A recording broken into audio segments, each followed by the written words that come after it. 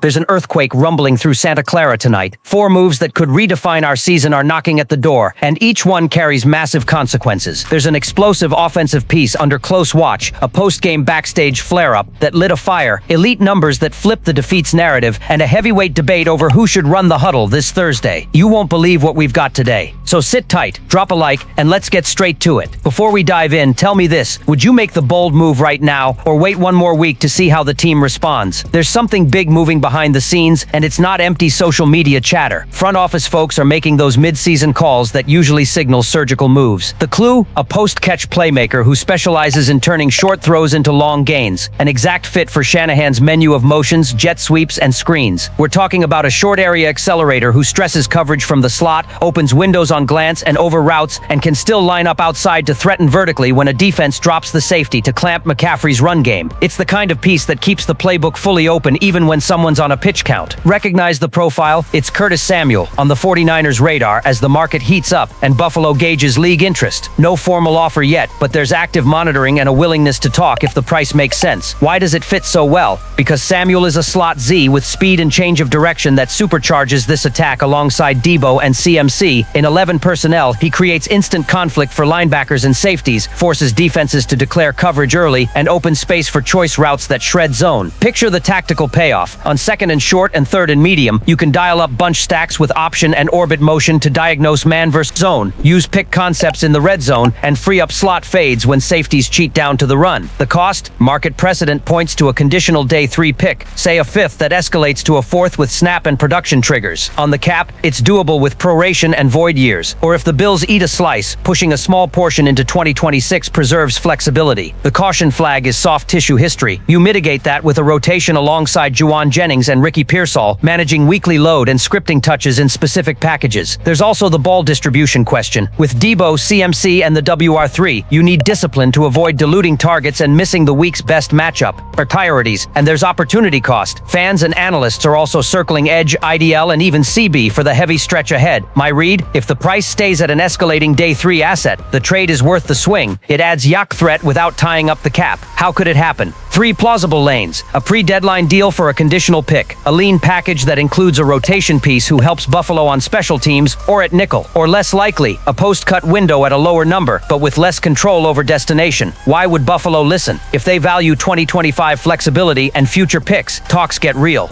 Among the faithful, the debate's already hot. Half loves the creative chaos of Shanahan, the other half fears paying for availability, volatility. Fair concerns. But against coordinators who live on leverage chess, every extra yard after the catch turns into gold in January. And that's not even the most surprising part of the day. The whistle barely faded in Jacksonville before the noise off the field drowned out the game itself. The scene after the final horn caught everyone off guard. 49ers defensive coordinator Robert Saleh and Jaguars head coach Liam Cohen got into it, and the tension spiked to where Cohen shouted from a distance, "Keep my name out of your mouth." Sounds like a long-standing rivalry script, but the origin was a line that, in Saleh's view, was a compliment and landed like an accusation. Days earlier, he'd said the Jaguars' offense was so well prepared, it seemed like they were stealing signals. He even stressed he meant it legally, as in grinding film to exhaustion, and wanted to highlight the staff's intelligence. But the phrase signal stealing hit wrong. Everybody knows that term carries stigma, almost taboo in sports. Saleh later admitted he chose poorly, saying he could have gone with film study or something similar, but wanted to avoid basic coach speak. The problem is, with cameras, mics, and competitive egos, every word becomes fuel for intrigue. The irony? Anyone who watched the presser caught the complimentary tone. Saleh was acknowledging how Corian's staff builds formations, reads defensive tendencies, and hunts indicators that put players in winning positions. Still, in the heat of rivalry, the line became ammunition. On Tuesday, he stepped to the podium to put out the fire, emphasizing his respect for Corian, calling Jacksonville's offense a model of efficiency, and saying he never meant to imply cheating. He owned the clumsy phrasing and said he'll be more careful going forward. From a 49ers angle, this reveals 2 truths. First, even a compliment can morph into a PR dust-up if you pick the wrong word. Second, San Francisco's staff must control the off-field narrative to avoid distractions in a short week. The fan base predictably split. Some say the media overcooked an obviously positive comment. Others worry episodes like this pull focus from more urgent fixes like red zone efficiency and ball security. The real question, will Corian use this accusation as praise, as rivalry fuel, or will the dust settle quickly? Either way, lesson learned. In a game of inches, even how you compliment an opponent needs millimeter-level precision. And while we chew on that verbal flare Clara, brace yourself. The next chapter brings more sweat on the field than talk off it. Losing at home is never easy to swallow, especially when it's 26-21 and it feels like the game slipped away through self-inflicted wounds. But look closely. Even in this stumble against the Jaguars, the 49ers flash things that command respect. Start with the defense. D. Winters and Fred Warner were monsters, piling up 18 tackles, and Warner passed Patrick Willis for the most forced fumbles by a linebacker in franchise history. That's not nothing, that's a Hall of Fame trajectory unfolding in front of us. On offense, Brock Purdy topped 300 passing yards again and threw 2 touchdowns. The 4 turnovers, 2 on picks were the price. Even so, one man stood out as the engine, Christian McCaffrey. What he's doing without even crossing the goal line on a rush is otherworldly. He already has more rushing yards through 4 games than he did all last season when injury limited him. And through the air, he's been even more devastating. He's at 305 receiving yards to 20-25 rushing so far, and on Sunday he averaged over 15 yards per catch with a touchdown.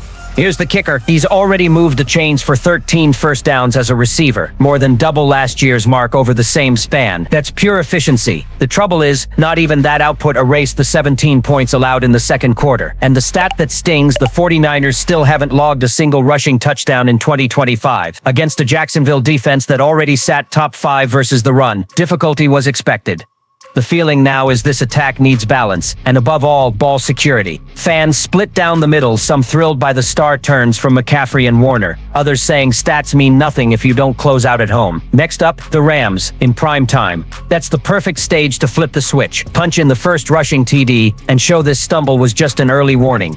If McCaffrey's already carrying both ground and air like this, imagine when the rushing TD drought finally ends. The question is, does it happen Thursday or does the wait drag on? The answer could set the tone for the next month. Jacksonville's where the lights hit Brock Purdy again, but not the way he hoped. After weeks out, the return was supposed to restore confidence. Instead, it exposed fragility. 2 interceptions, high balls, clunky execution. It's not the same Purdy who dazzled the league in 2023, limiting turnovers and running Shanahan's offense like a tuned maestro. Meanwhile, the recent memory of 2 starts by Mac Jones weighs heavier by the day. 10 processed fast, completed over 66%, threw for 63 yards with 4 touchdowns to 1 pick. He gave the offense cadence, worked through progressions quickly, and above all, protected the ball. Now, after the 26-21 loss, the question grows louder. Does Shanahan have the nerve to shake the depth chart by Thursday against the Rams? The contrast is stark. Purdy seems to have regressed as defenses adjust their looks. Jones showed precisely the adaptability this system demands. It's a heavy call, locker room trust, medium-term planning, even the project's public image are on the line. But if the aim is to stay in the NFC's elite, patience may be a luxury. The fan base is split. Some say Purdy deserves time to regain rhythm post-injury. Others want Jones starting immediately, arguing you can't waste the talent around him. With Debo, CMC, Ayuk, Kittle, and an O-line that needs clean pockets, back-to-back turnovers are too expensive. This isn't just about stats, it's about collective confidence. When the QB falters, the team feels it. It's the kind of dilemma that separates teams that come close from teams that hoist trophies. If Shanahan does make the switch, Jones could become the catalyst for a surge into January. If he sticks with Purdy and the errors persist, the pressure will explode. One thing's certain, Thursday against the Rams could be the pivot point of the season. The echoing question, do the 49ers bank on Jones's immediate steadiness or give Purdy more rope to rediscover his spark? The answer could shake not just the standings, but the team's identity. Deep breath, 49ers faithful. It was an intense day, but full of signs that we still control our own fate. A dynamic target can unlock the playbook. The controversy just turned into competitive fuel. The individual standouts proved resilience, and the decision at quarterback demands immediate courage. Thursday night could redefine January. If you were in Shanahan's shoes, would you keep Purdy to regain rhythm or hand the keys to Mac Jones and floor it now? Drop your take below, jump into the debate, and strengthen the community. Hit like, subscribe, and share with anyone who bleeds red and gold. We ride together. Santa Clara doesn't know surrender.